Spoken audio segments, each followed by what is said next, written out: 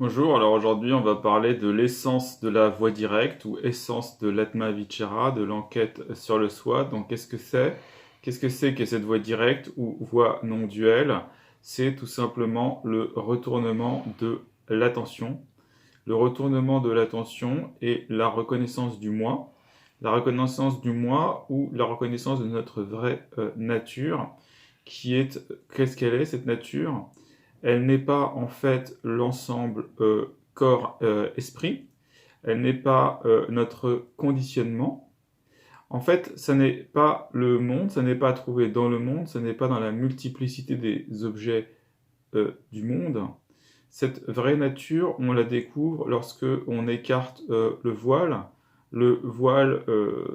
qui recouvre l'expérience pure, lorsque l'on écarte la fascination pour l'expérience, et lorsque cesse l'ignorance.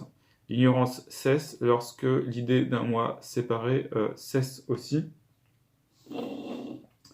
Et à ce moment-là, eh bien, brille notre vraie nature, qui est une nature de connaissance se connaissant elle-même, une présence, un espace ouvert de conscience illimité et complètement vide, et en même temps rempli d'une présence.